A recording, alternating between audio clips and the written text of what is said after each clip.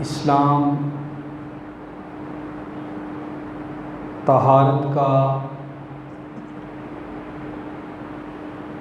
اور صفائی ستھرائی کا حکم دیتا ہے،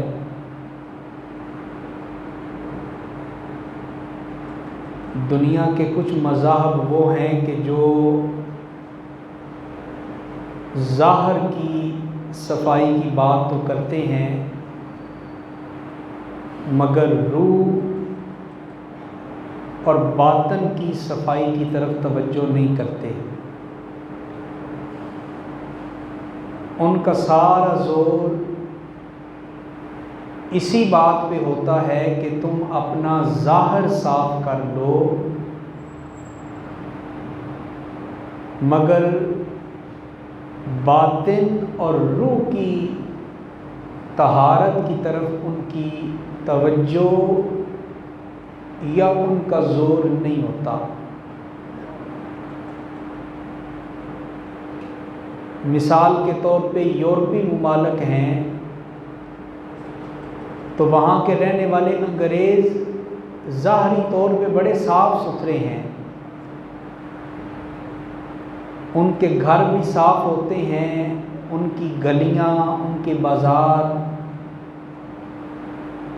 ان کے پورے پورے محلے اور پورے پورے شہر صاف ستھرے ہوتے ہیں،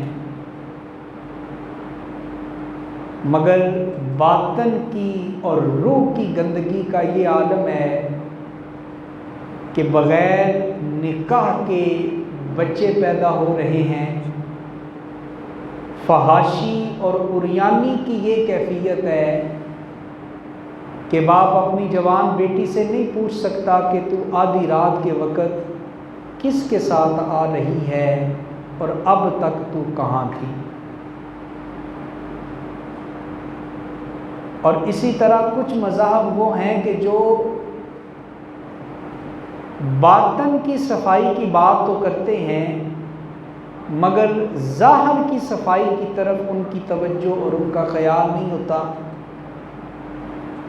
ان کا سارا زور صرف اسی کے اوپر ہے کہ اپنی روح کو صاف کرو، اپنی نیت کو صاف کرو، اپنے ارادے کو صاف کرو، مگر ظاہر ان کا گندے کا گندا ہے۔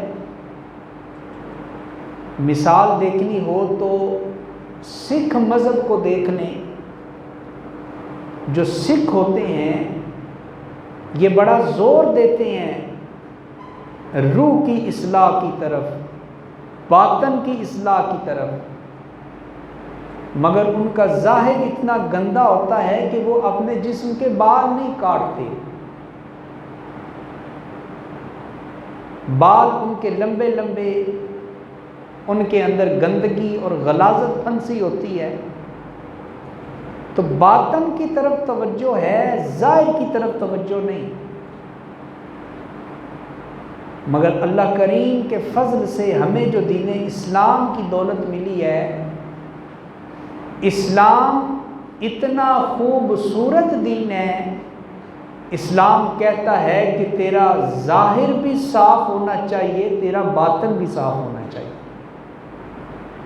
تیرے ظاہر کے اوپر بھی گندگی اور نجاست نہیں ہونی چاہیے اور تیرے باطن کے اوپر بھی کسی قسم کی گندگی اور غلاظت نہیں ہونی چاہیے۔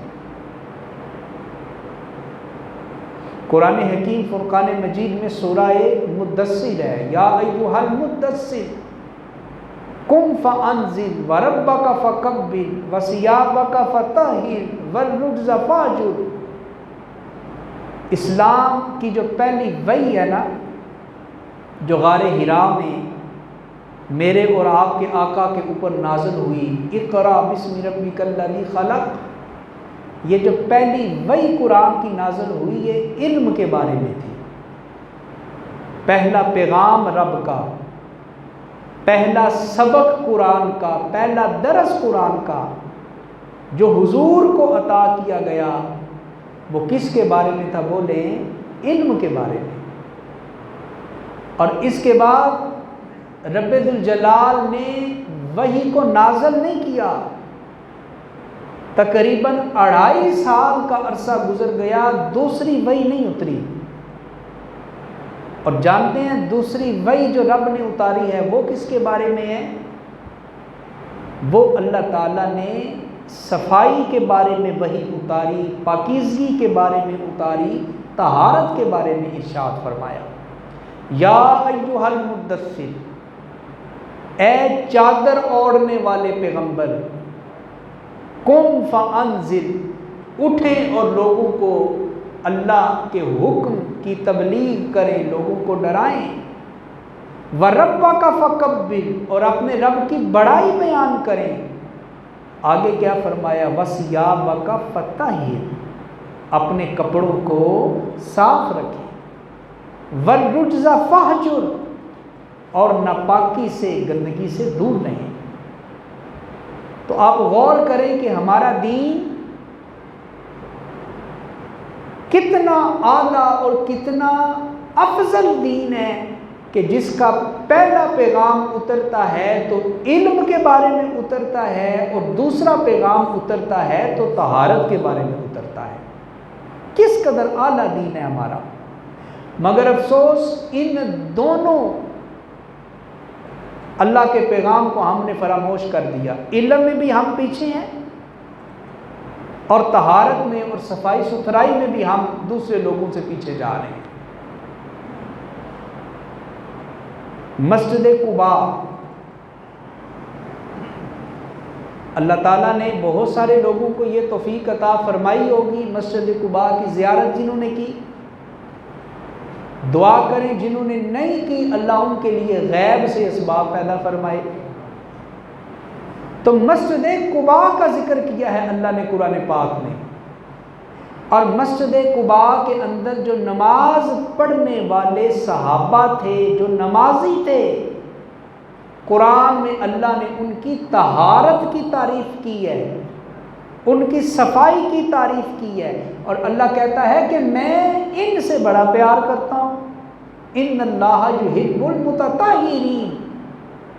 قباء کی مسجد میں آنے والے نمازیوں کے بارے میں اللہ کہتا ہے یہ بڑے صاف ستھرے ہیں، یہ صفائی کا بڑا اہتمام کرتے ہیں، یہ پاکیزگی کا بڑا اہتمام کرتے ہیں، اور اللہ کہتا ہے میں ان سے بڑا ہی پیار کرتا ہوں، میں ان سے بڑی محبت کرتا ہوں۔ مفسرین کہتے ہیں کہ اللہ تعالیٰ نے یوں حضور کے سارے صحابہ صاف ستھرے رہتے تھے، پاک صاف رہتے تھے، گندگی سے دور ہوتے تھے، مگر اللہ تعالیٰ نے ان لوگوں کی تعریف کیوں فرمائی؟ تو مفسرین کہتے ہیں اس لیے کہ یہ وہ لوگ تھے جو رفع حاجت کرنے کے بعد صرف مٹی کے ڈھیلے کے اوپر اکتفا نہیں کرتے تھے، بلکہ اس کے بعد پانی کا بھی استعمال کیا کرتے تھے۔ تو استنجے میں اعلیٰ درجے کی طہارت تو پانی کے ساتھ ہی حاصل ہوتی ہے۔ تو وہ لوگ جو قباء کے رہنے والے تھے وہ استنجا کرتے ہوئے پہلے مٹی کا ڈھیلا استعمال کرتے، پھر پانی استعمال کرتے، وہ اعلیٰ درجے کی طہارت حاصل کرتے۔ تو ایسے لوگوں کے بارے میں رب قرآن میں کہتا ہے کہ میں ان صاف ستھرا رہنے والوں سے بڑا ہی پیار کرتا ہوں، میں ان سے بڑی محبت کرتا ہوں۔ تو پتہ چلا اللہ کا محبوب بننے کا بڑا آسان طریقہ ہے، بڑا آسان نسخہ ہے کہ تم صفائی اختیار کر لو، صاف ستھرا رہنا شروع کر دو، گندگی کو خدا حافظ کہہ دو، نجاست سے دور ہو جاؤ، غلاظت سے دور ہو جاؤ، پلیتی سے دور ہو جاؤ۔ جب تم نجاست سے اپنے آپ کو دور کر کے صفائی کو اختیار کرو گے، پاکیزگی کو اختیار کرو گے، تو اللہ تم سے بھی محبت کرنی شروع فرما دے گا۔ اللہ قرآن میں کہتا ہے ان اللہ یحب المتطہرین، کہ میں تو محبت کرتا ہوں ان لوگوں سے جو صفائی کا بہت زیادہ خیال رکھنے والے ہیں۔ اور ہمارا دین، بچے بچے کو یہ حدیث آتی ہے، صحیح مسلم میں یہ حدیث ہے جس میں حضور نے ارشاد فرمایا الطہور شطر الایمان۔ کیا اس کا ترجمہ ہے؟ صفائی نصف ایمان ہے۔ الطہور شطر الایمان، صفائی ایمان کا حصہ، نصف ایمان کہا گیا۔ اور دیکھیں نا، اس سے بڑی ہمارے لیے سعادت کی بات کیا ہوگی میرے حضور نے فرمایا اے میرا کلمہ پڑھنے والے امتی، تو صفائی کو اختیار کیا کر، طہارت کو اختیار کیا کر، پاکیزگی کو اختیار کیا کر۔ جب تو صاف ستھرا رہنا شروع کر دے گا تو سمجھ جا اللہ نے تیرے آدھے ایمان کو صفائی سے ہی مکمل فرما دیا ہے۔ تیرا آدھا ایمان تو طہارت سے مکمل ہو گیا، صفائی سے مکمل ہو گیا۔ اور یاد رکھیں اسلام یہ کوئی پنڈتوں کا دین نہیں ہے، اسلام جوگیوں کا دین نہیں، اسلام راہبوں کا دین نہیں ہے، اسلام صفائی کا درس دینے والا دین ہے، اسلام پاکیزگی کا درس دینے والا دین ہے، اور اسلام کل صفائی کی بات کرتا ہے، کل صفائی کی۔ یہ نہیں کہ جسم تو پاک کر لیا، کپڑے میلے کچیلے پہنے ہوئے ہیں، یا بعض لوگ کپڑوں کے بارے میں تو بڑے فکر مند ہوتے ہیں مگر ان کا جسم گندا ہوتا ہے۔ بعض لوگوں کا جسم بھی پاک ہے، ان کے کپڑے بھی صاف ستھرے ہیں مگر ان کے جوتے بڑے گندے ہوتے ہیں، ان کی بنیان بڑی گندی ہوتی ہے، ان کی جرابیں بڑی گندی ہوتی ہیں۔ تو اسلام کوئی جوگیوں کا دین نہیں ہے۔ یہ اور مذہب میں جوگی ہوتے تھے، پنڈت ہوتے تھے جو میلے کچیلے برتنوں میں کھانا کھاتے، میلا کچیلا لباس پہنتے، میلے کچیلے گھر میں رہتے، اور وہ کہتے کہ اس سے ہماری روح کو پرواز ہوتی ہے، اس سے ہماری روح کو معراج نصیب ہوتی ہے۔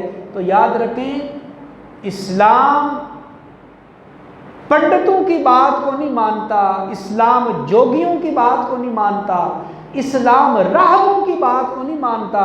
اسلام کسی کی بات مانتا ہے تو صرف مدینے والے مصطفیٰ کی بات کو مانتا ہے۔ ہم تو صرف اسی بات پہ عمل کریں گے جس کا حکم ہمارے آقا، ہمارے مولا، ہمارے حضور امام الانبیاء صلی اللہ علیہ وآلہ وسلم نے ہمیں عطا فرمایا۔ اور میرے اور آپ کے آقا کتنی صفائی کا اہتمام کیا کرتے تھے۔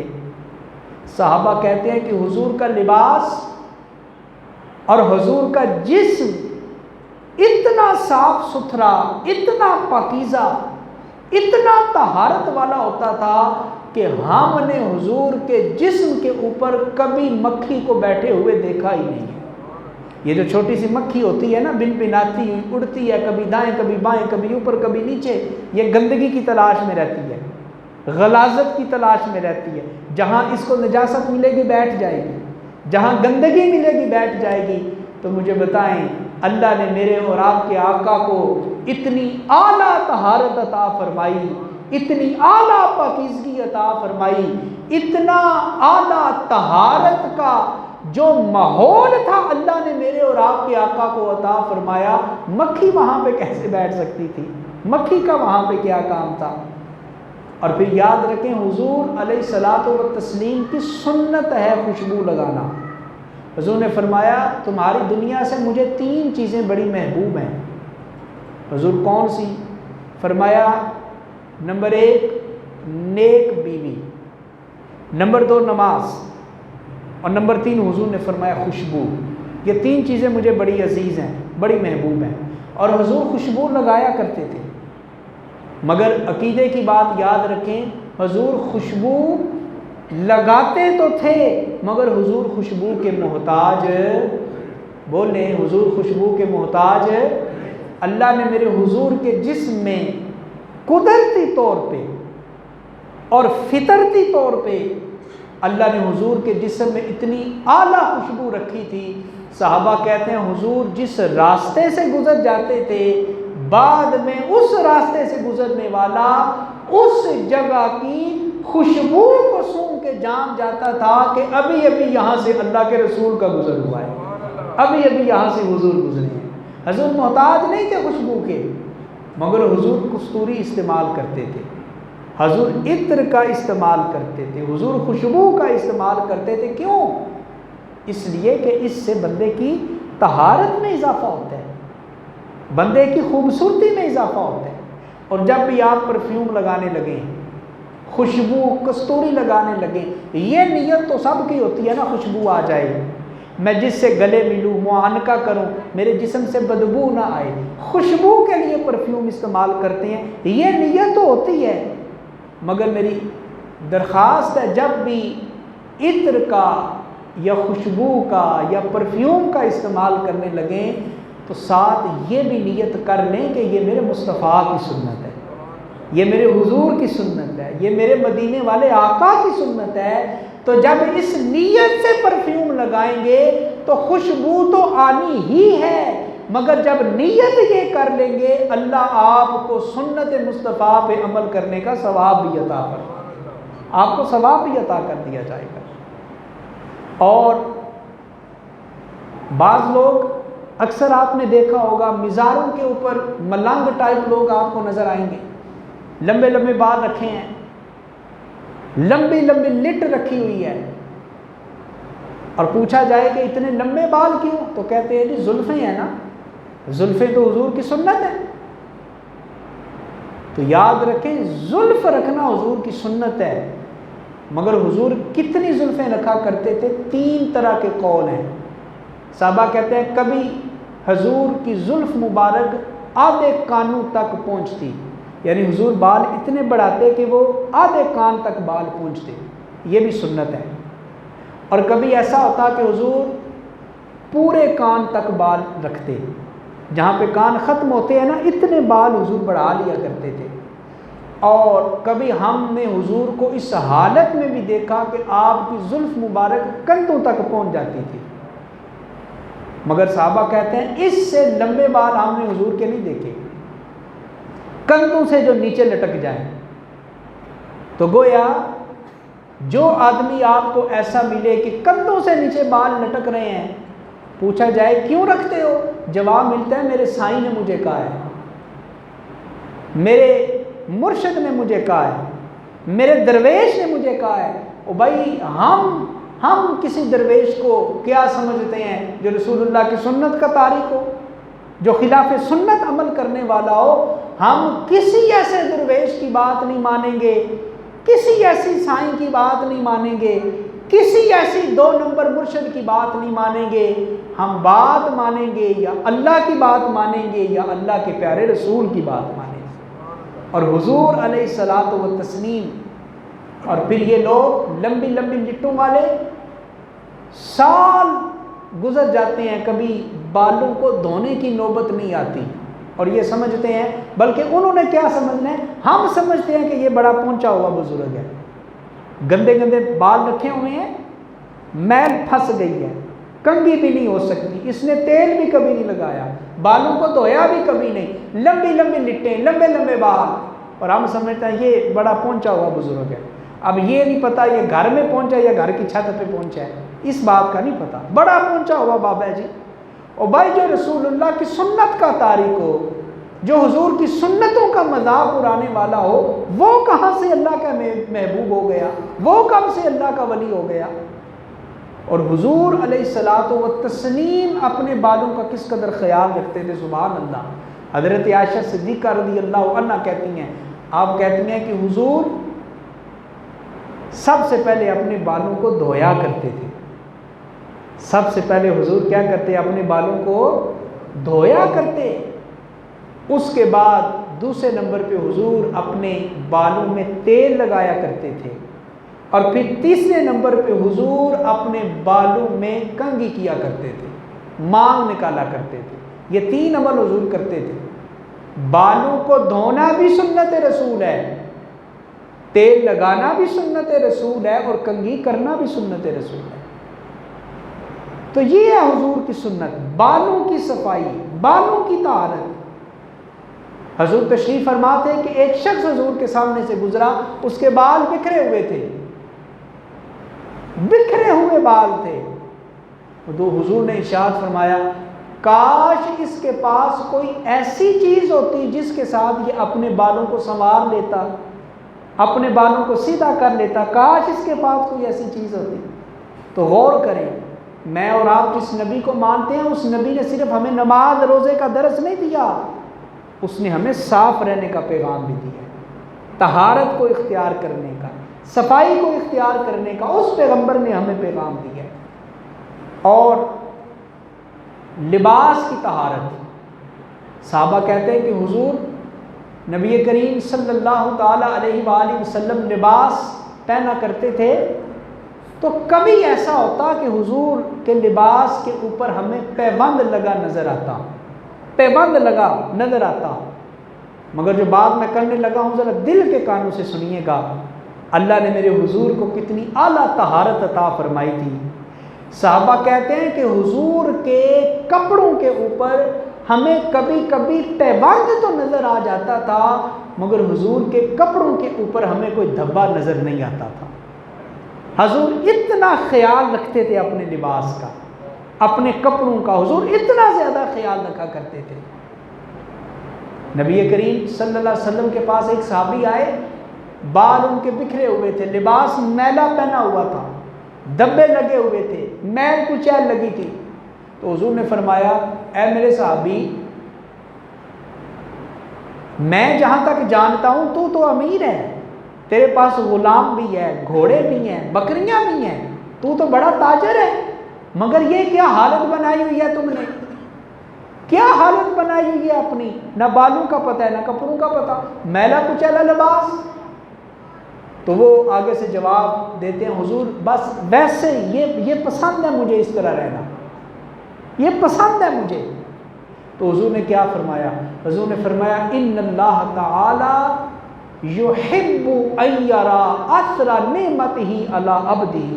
حضور نے فرمایا یہ مال، یہ دولت، یہ اللہ کی نعمت ہے، یہ مال دولت یہ کیا ہے؟ بولیں اللہ کی نعمت ہے۔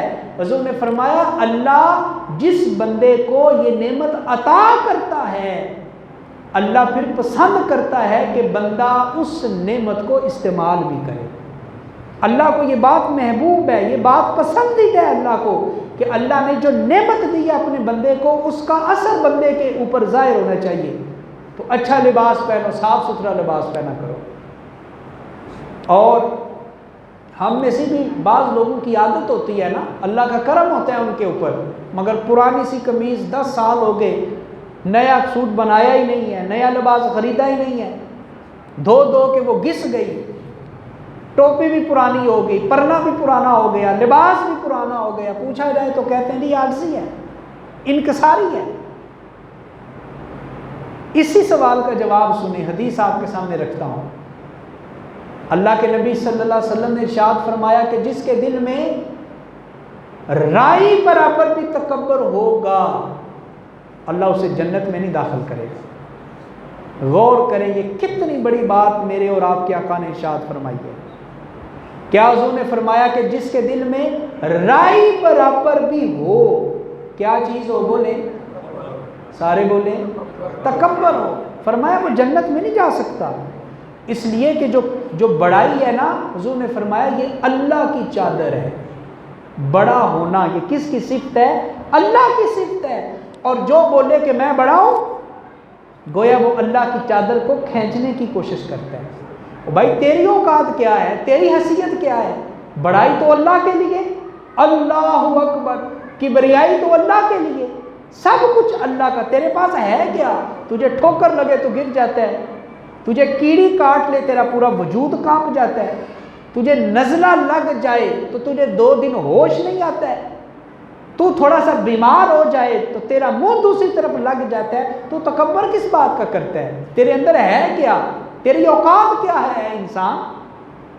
تو اللہ کو تکبر پسند نہیں ہے۔ جب حضور نے یہ فرمایا نا کہ جس کے دل میں رائی برابر بھی تکبر ہوگا وہ جنت میں داخل ہو سکتا نہیں۔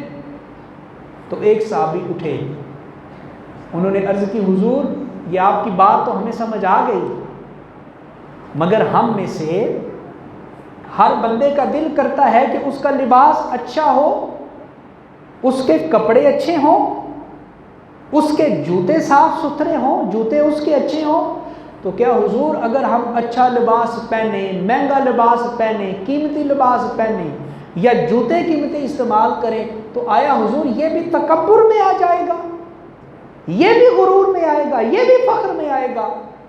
تو حضور نے فرمایا اچھا لباس، صاف ستھرا لباس، قیمتی لباس یہ غرور اور تکبر میں نہیں آئے گا، بلکہ یہ چیز تو اللہ کو محبوب ہے۔ پھر حضور نے اس موقع کے اوپر ارشاد فرمایا ان اللہ جمیل ویحب الجمال. حضور نے فرمایا اللہ خود بھی خوبصورت ہے اور اللہ خوبصورتی کو پسند بھی فرماتا ہے. اللہ خود بھی جمیل ہے اور اللہ جمال کو پسند کرتا ہے. ساتھ حضور نے فرمایا تکبر اس وقت آئے گا جب تم قیمتی لباس پہن کے دوسروں کو حقیر سمجھنا شروع کر دو، دوسروں کو چھوٹا سمجھنا شروع کر دو، دوسروں کو اپنے سے کم تر سمجھنا شروع کر دو، اس وقت تکبر آئے گا. اور اگر ایسی کوئی چیز نہ ہو تو مہنگا لباس پہنو. کس نے تمہیں روکا ہے؟ کس نے تمہیں روکا ہے؟ مہنگا لباس پہنو، قیمتی لباس پہنو. اللہ نے تمہیں رزق دیا ہے، وسعت دی ہے، طاقت دی ہے، تو یہ تو اللہ کو محبوب ہے. صرف تکبر نہیں کرنا، گھمنڈ میں نہیں آنا، فخر میں نہیں آنا، غرور میں نہیں آنا.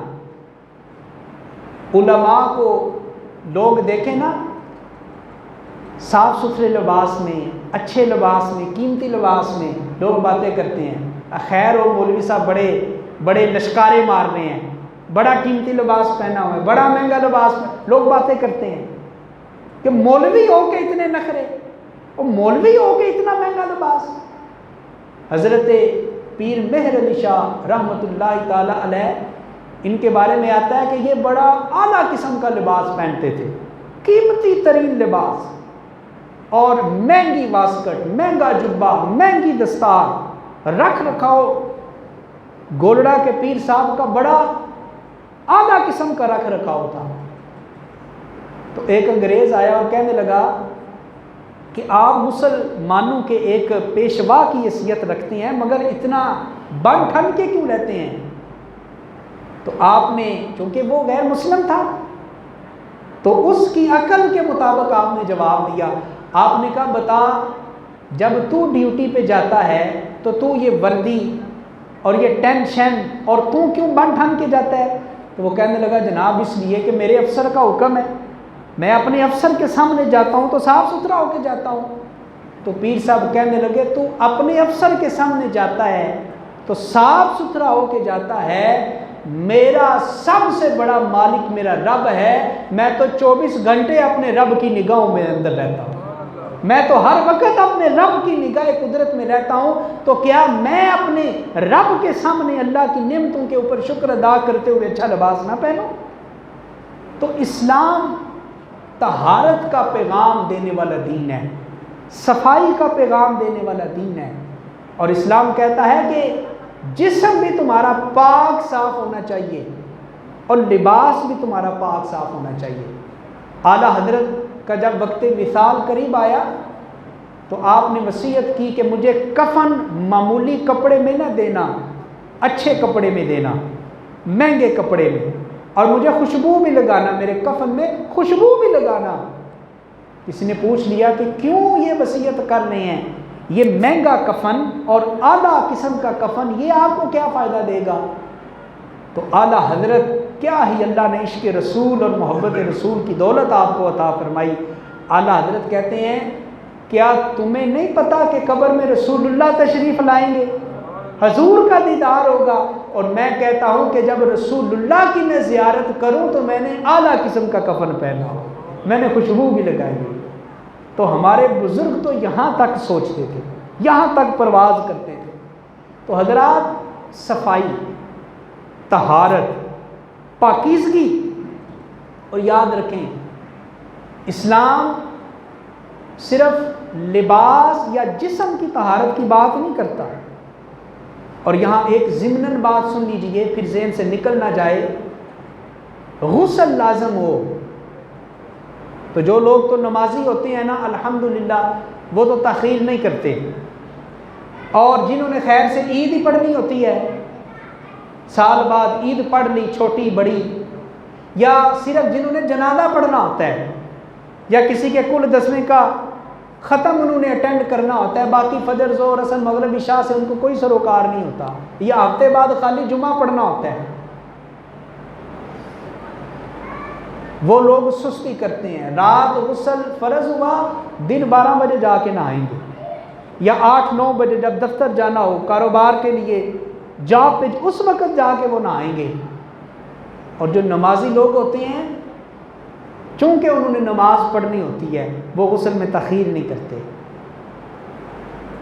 اور بزرگ فرماتے ہیں کہ جس وقت تیرے اوپر غسل لازم ہوا ہے، جس وقت تجھے غسل کی حاجت ہوئی ہے، فجر کی اذان کا انتظار نہ کرو، اسی وقت غسل کر کے اپنے جسم کو پاک کرو، اسی وقت غسل کرو۔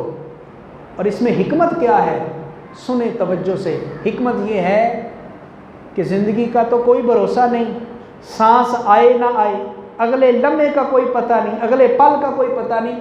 کہا کہ اے انسان غور کر، اگر رات کے کسی لمحے تیرے اوپر غسل لازم ہو گیا، تیرا وجود گندا ہو گیا، تیرا جسم پلید ہو گیا، تیرا جسم غلیظ اور نجس ہو گیا، اور تو نے کہا صبح اٹھ کے غسل کروں گا، مگر صبح تمہیں اٹھنا نصیب نہ ہوا، رات کے کسی وقت تیری روح نکل گئی، تو سوچ جب فرشتہ تیری روح نکالنے کے لیے آئے گا تو تیرا تو جسم بھی گندا ہے، تیرا تو جسم بھی پلید ہے، تیرا تو جسم ہی غلیظ ہے، تو سوچ پھر اس وقت تیرے اوپر کتنی کراہت ہوگی، کس قدر تجھے کراہت کا سامنا کرنا پڑے گا۔ تو چونکہ مسلمان موت کے اوپر اعتماد رکھتا ہے اور یقین رکھتا ہے کہ موت آنے والی ہے، تو اس لیے کوشش کرنی چاہیے کہ ہماری روح نکلے تو طہارت کی حالت میں نکلے، غسل کی حالت میں نکلے، پاکیزگی کی حالت میں نکلے۔